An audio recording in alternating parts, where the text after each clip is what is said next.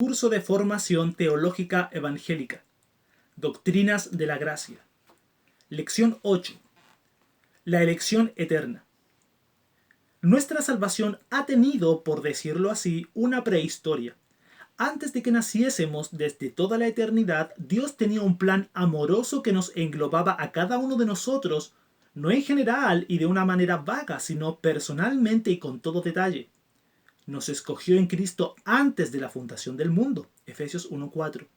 Hubo una elección eterna para cada uno de los creyentes, una predestinación, una preparación del Espíritu Santo para que todas las cosas convergiesen en favor nuestro. Efesios 1, 11 y 12. Finalmente, en un día de nuestra biografía concreta, se produjo un llamamiento eficaz de la gracia de Dios, que tuvo por resultado nuestra regeneración espiritual y nuestra conversión. Así pues, antes de tratar del proceso de la conversión, vamos a tratar de la elección divina, dejando para las lecciones próximas los temas de predestinación y llamamiento de Dios. Noción de elección divina. En consonancia con nuestra visión calvinista infralapsaria de esta materia, podemos dar con Strong la siguiente definición de elección.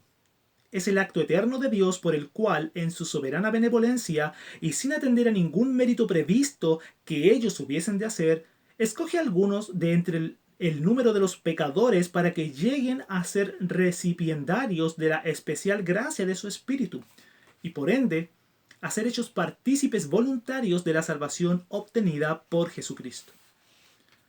Existencia de esta elección. El uso ambiguo de algunos pasajes ha hecho que los adversarios de la libre y soberana elección de Dios hayan podido atacar con cierto éxito algunos flancos aparentemente débiles de la argumentación calvinista.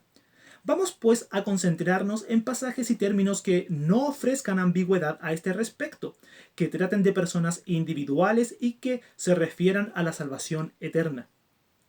A. Pasajes en los que aparece el verbo eklego, elegir, o el participio sustantivado eklektos, elegido. Este verbo implica una selección hecha libre y misericordiosamente por Dios. Ver Marcos 13:27, Lucas 18:7, Efesios capítulo 1 versículos 4, 5, 9 y 11, Colosenses 3:12, Segunda Tesalonicenses 2:13, Primera de Pedro capítulo 1 versículos 1 y 2. Obsérvese que solo existe elección cuando ésta depende enteramente de la libertad del que elige, no del mérito, del trabajo o del esfuerzo de los competidores. Y que en ninguno de los pasajes citados se dice que la elección se efectúe por la respuesta humana, sino para que ésta se produzca. B. Pasajes en que aparecen los verbos ginosco, conocer, o proginosco, conocer de antemano. El uso bíblico de estos verbos no expresa un mero conocimiento intelectual, sino más bien un conocimiento afectivo, entrañable, experimental, fruto de un favor gratuito determinado únicamente por una benevolencia selectiva. Ver Génesis 18:19, Éxodo 2:25, Salmos capítulo 1 versículo 6, capítulo 101 versículo 4, Oseas 13:5, Amós 3:2, Nahum 1:7, Mateo 7:23, capítulo 25 versículo 12, Romanos 7:15, Romanos 11 versículo 2, 1 Corintios 8:3, Gálatas 4:9, 1 Tesalonicenses capítulo 5 versículos 12 y 13 y 1 de Pedro capítulo 1 versículo 20. Y especialmente Romanos 8:29, donde proegno supone la elección que lógicamente precede a la predestinación, proorisen, enumerando después en sucesión cronológica los tres pasos de la ejecución en el tiempo: llamamiento, justificación y glorificación, en el versículo 30. Objeciones contra la doctrina de la elección. A. Un Dios justo y bueno no puede excluir a nadie en sus designios salvadores. Respuesta. Dios no excluye a nadie de la salvación. Todos los pecadores se han excluido a sí mismos de la salvación. Dios obra misericordiosamente a la vez que libremente al elegir a quienes quiere salvar. B. La elección pone en Dios acepción de personas, o sea, parcialidad o favoritismo. Respuesta.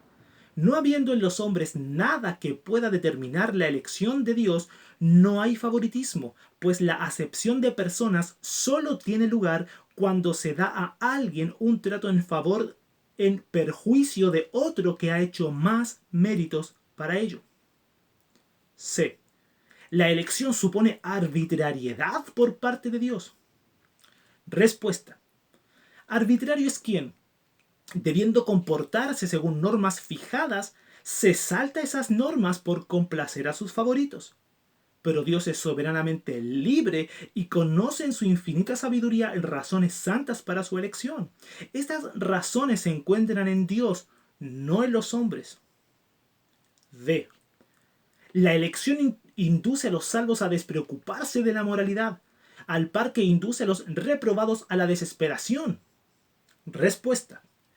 La elección a la salvación comporta la regeneración espiritual y la santificación, y por tanto la conducción del espíritu y la obediencia a la ley de Cristo, mientras que para nadie es fuente de desesperación, puesto que la elección divina es un secreto, sino de estímulo, pues la predicación del Evangelio estimula a todos a quedar convictos de pecado y anhelar la salvación. Como dice Strong, la pregunta del pecador no debe ser ¿soy uno de los elegidos? Sino ¿qué debo hacer para ser salvo? Hechos 16:30. E. El decreto de elección lleva consigo un decreto de reprobación. Respuesta. El decreto de elección es positivo, librar a algunos de la perdición en que están, mientras que el decreto de reprobación es negativo, o mejor dicho, permisivo, ya que reduce a dejar al pecador en su camino de rebeldía, cuyo justo castigo es la condenación. ¿Se perdería la libre y amorosa iniciativa divina si Dios ofreciese a todos inmerecidamente la gracia de la salvación de manera que sólo se condenase al que voluntariamente la rechazase? Respondemos. A. Se salvaría la iniciativa divina. Pero lo que se trata de salvar aquí, a la luz del Nuevo Testamento, es el concepto de elección y de predestinación. B. En realidad, solo se condena el que voluntariamente rechaza la gracia de la salvación, pues la luz de Jesucristo ilumina suficientemente a todo hombre, Juan 1:9, como para dejar sin excusa a los que no creen. De ahí que el creer o no creer es lo que en realidad marca la línea divisoria entre la salvación y la condenación. Juan 3:16-21. Ahora bien, aun cuando esta alternativa queda de alguna manera en manos del hombre, bajo su responsabilidad, no puede olvidarse que también la fe es un don de Dios, Efesios 2:8, con lo cual se preserva la libre iniciativa divina en el proceso de selección. Cuestionario. 1. ¿Qué temas deben ser abordados antes de tratar del tema de la conversión? 2. ¿Cómo podemos definir el acto de la elección divina? 3. ¿Qué dos series de pasajes novotestamentarios prueban la doctrina de la elección? 4. ¿Tiene en Romanos capítulo 8 versículos 29 al 30 alguna fuerza especial a este respecto? 5. ¿Supone esta doctrina alguna injusticia, parcialidad o arbitrariedad por parte de Dios? 6. ¿Induce la elección inmoralidad en unos y desesperación en otros? 7. ¿Es cierto que la elección lleva consigo el decreto de reprobar a algunos? 8. ¿No podría Dios ofrecer la salvación a todos?